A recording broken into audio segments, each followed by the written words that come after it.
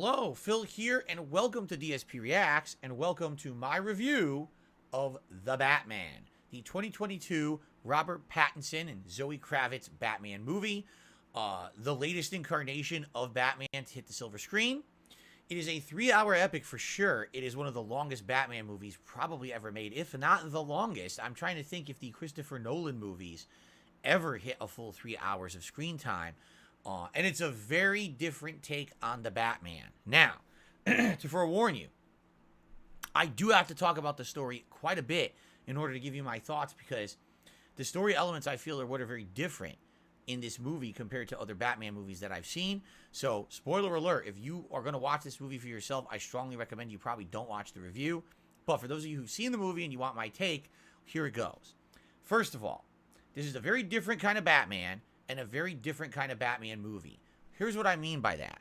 If you look back at all the Batman movies from over the years, the campy Adam West, the darker but more grandiose and gothic Tim Burton, the Joel Schumacher grand, colorful Batman movies, and then, of course, the Christopher Nolan trilogy, they each have their own kind of unique style, but I think we can all agree they're all giant, action-packed superhero movies. When you watch those movies and you see Batman in action, you think, wow, that is a crazy superhero on the screen.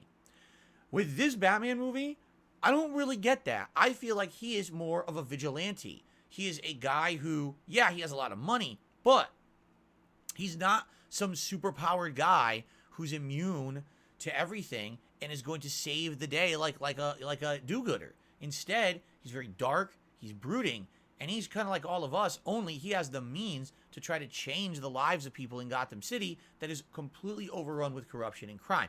It definitely feels different. At no point in this movie did I ever feel like, wow, this Robert Pattinson Batman, he's just a badass and he's going to bully through everything and no problem. In fact, a lot of the times, the fight scenes, he's getting hit, he's getting hurt. He is being more realistic and getting overwhelmed. And in a lot of cases, I feel it makes it a more unique movie. However, at the end of the day, when you want to talk about the overtones of the plot, which we'll talk about in a moment, I'm not so sure that it was the most entertaining movie I've ever seen. And in fact, quite frankly, I'm not really sure I liked it that much.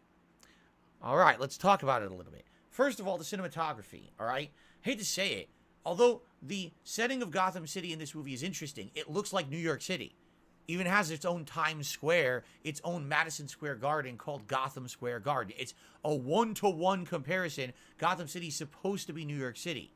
However, the cinematography is very dark.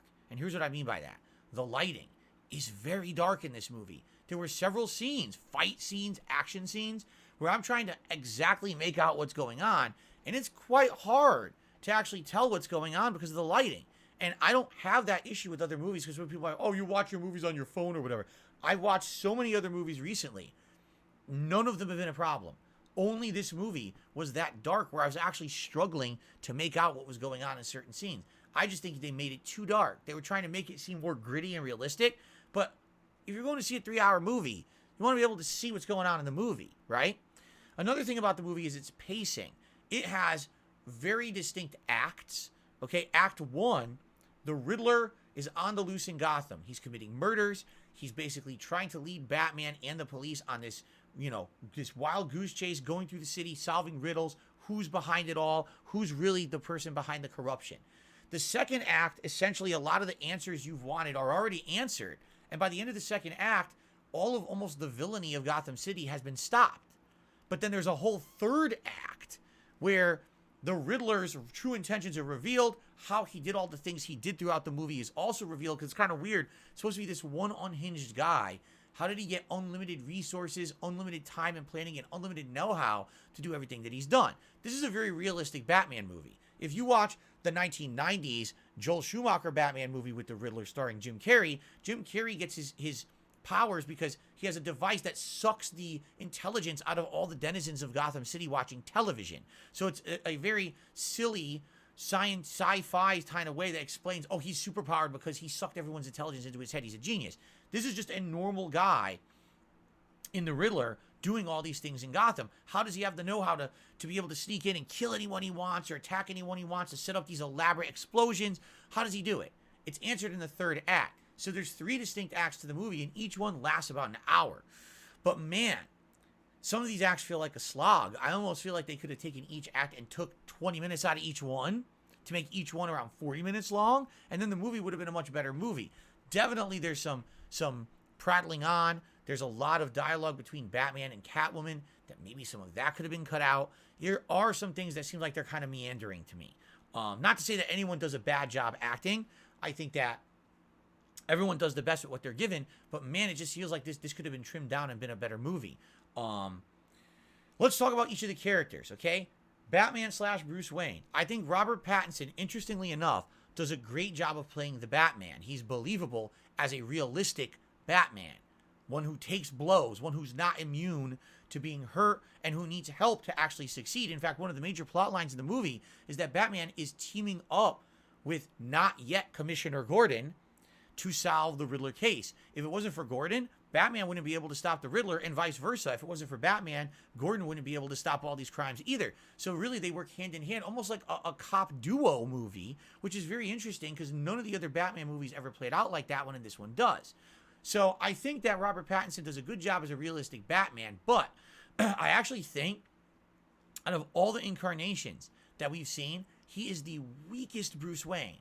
He does not play the billionaire playboy at all. In fact, that character doesn't even exist in the movie. Bruce Wayne in this movie is a recluse, a guy who barely is ever seen. After his parents are murdered or whatever, he retreats into the Wayne Manor, and basically almost no one sees him, and even a mayoral candidate in the movie calls him out for it and says in public, "Where are you? Why aren't you helping Gotham?" That's weird, because that's not Bruce Wayne. You know, the Bruce Wayne we know is supposed to be this billionaire playboy eccentric guy to the public, but that protects his persona as the Batman. No one would expect that Bruce Wayne is Batman. In this movie, the guy's a crazy billionaire recluse. Why wouldn't he be Batman?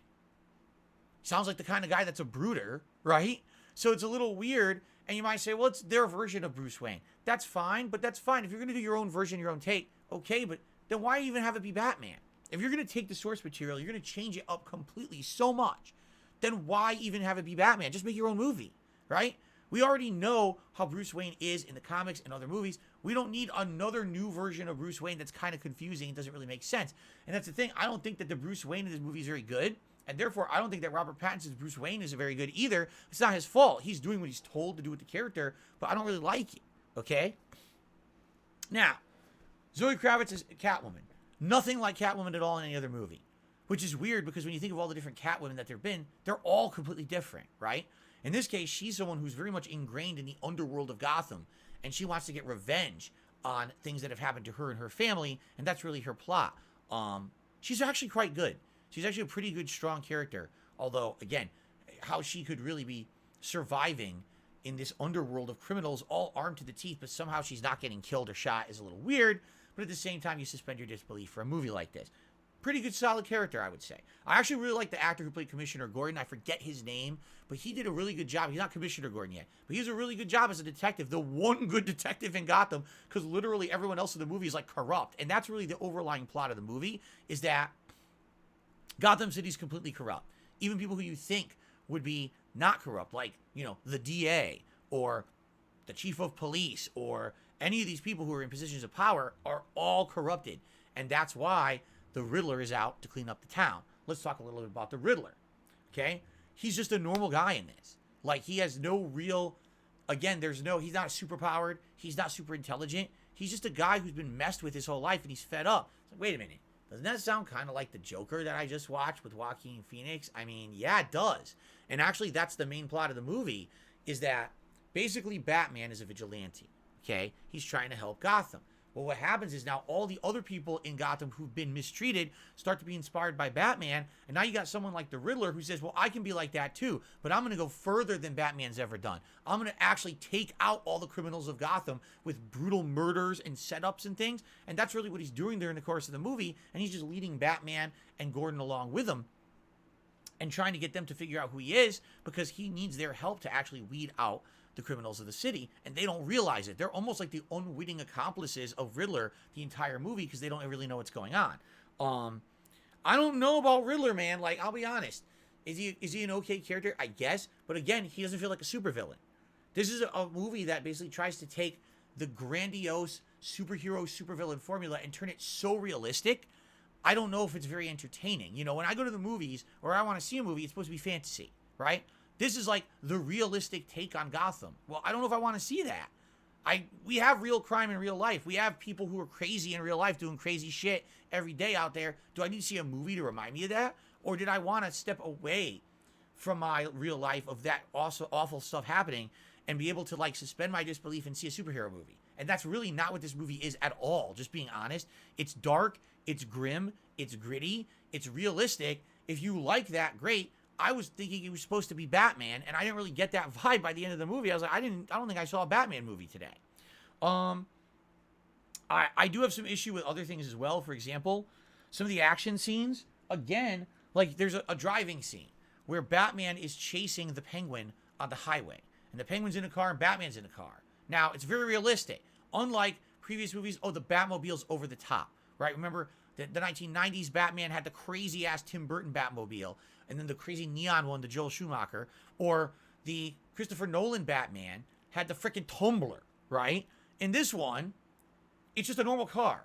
So it's two cars chasing each other on the highway and driving recklessly and causing giant explosions as they cause giant traffic pileups and car accidents. And I'm like, it's not even, I mean, we've seen better. You know what I'm saying? Like, I think in every other Batman movie, we've seen better than this. And I'm kind of like, it just turned me off. It really did. All right? Now, you want to know what I liked about the movie? That there was that fake ending at the end of the second act, and there's a whole third act regarding the Riddler. At the end of the second act, the Riddler is arrested. So why is there a third act? Because that's not the end of the Riddler's plans. But at the same time, you know what this reminded me of? The Heath Ledger Joker, where he had another giant plot and a grandiose plan of pitting the two boats of people. Remember, there's the boat of criminals and the boat of regular Gotham citizens, and only one boat can survive, and how will Gotham react? It kind of feels almost the same with the Riddler's ending, where he's doing this giant setup to basically destroy Gotham City, almost like a flood it like biblical times, make the world flood and start over. It seems like that's what he's going for.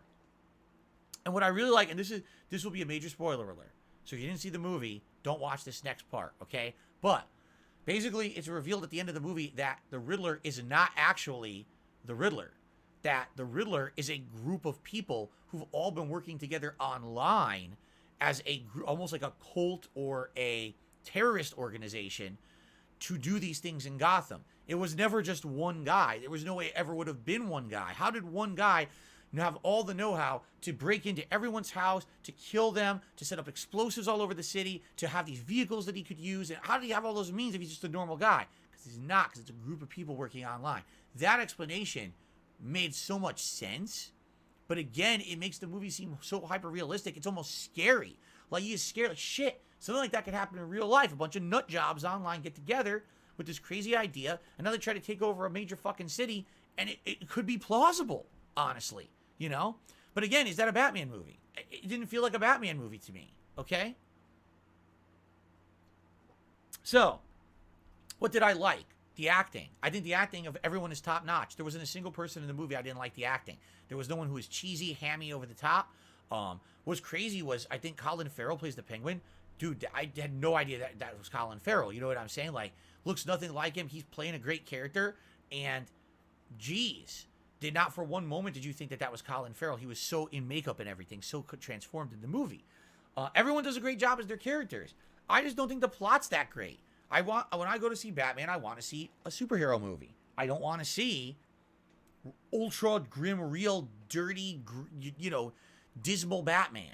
You watch this movie, at the end of the movie, it's like, do you feel triumphant? Do you feel, wow, they stopped it? No. It actually even has a dark ending. I won't spoil it, the final ending, but it even has kind of a dark twist ending. It's like, man, you would have hoped for something better than that, especially because the movie is 3 hours long. You sit there for 3 hours. Some of these acts are slogging on.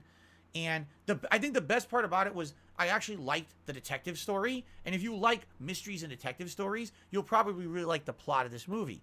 So I think this movie is a good detective movie, but it's not a good Batman movie. I think that's the problem. You know, it's a grand movie in what it is and what it's trying to do, but it's too realistic, it's too gritty, and it doesn't really fit the lore of Batman. You have to make so many logic jumps and change the character around enough to make this make sense in the Batman world that it doesn't feel like it's Batman anymore. Like, let me put it this way. When I saw the first Batman movie, the Tim Burton Batman, starring Michael Keaton, I couldn't wait to see a sequel. I was like, that was a really great version of Batman. I can't wait to see it. When I saw the first Christopher Nolan Batman movie with Christian Bale, I'll admit, there actually was some things in the movie I didn't like, and I thought that it was a little bit long-winded and slow. But at the end of that, I was like, wow, that was a good introduction. I can't wait to see this Batman in action again. Now that we're out of the whole developmental stuff, let's see him in action in another movie. This movie, I was like, it's a good movie, it's okay, but I really don't want to see it again. I wouldn't want to see a second movie in this series, because this one was so grim and dark, I don't feel like I want to see another one. That's just my take. I don't know. Maybe you could completely disagree with me, and that's fine. Leave comments on the video, as always. Let me know your opinions. I love hearing them.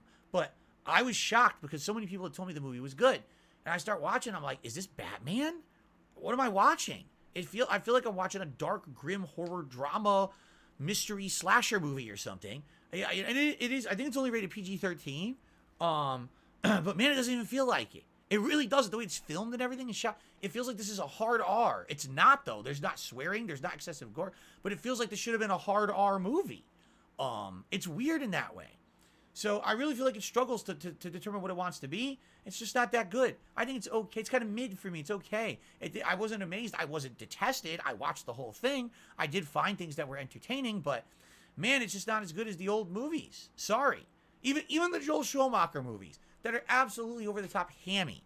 You can at least watch those with, I'm just going to watch a popcorn, stupid, silly flick, and you can still kind of laugh a little bit. I mean, admittedly, Batman and Robin is really bad, but at least you know what you're doing. Like this, I was like, I just have no desire to see another one. I honestly, I wonder if they're going to make a sequel. They probably are, but I don't know, man. Unless they change the tone of the next one, I feel like it's going to be a downer series. I don't know if that's what I'm out for. You know what I mean? Like, the Joker with Joaquin Phoenix. They changed the Joker. They did. And it's very realistic. It's very dark. It's grim. That's fine. But it wasn't really a supervillain movie. Like, you could have called the Joker movie Clown. You could have called it Harlequin. You could have called it something different, and it would have been the same movie, and it would have been good. This movie is called The Batman, but it's really not Batman. You know what I'm saying? But the thing is, could you change it, name it something else? Could you call it Owlman or something? I don't know. It doesn't seem to fit what it was supposed to be, and it didn't live up to my expectations. All right? So, that's my review of The Batman. It's just okay. It's too dark. It's too grim. Too darkly shot. Hard to see. Too hyper-realistic. Didn't make me feel good. That's not what I'm looking for in a Batman or any kind of a superhero movie. I was hoping for better, and I was kind of disappointed. It was too long. A lot of time investment for a movie that wasn't that good at the end. All right? Guys, that's my review. I hope that you enjoyed it. Share your comments. Let me know what you think. Tell me I'm an idiot if you think you disagree with me. I'm totally open to that, all right? Until next time, thanks for listening. I'll see you guys later with another review. Peace out.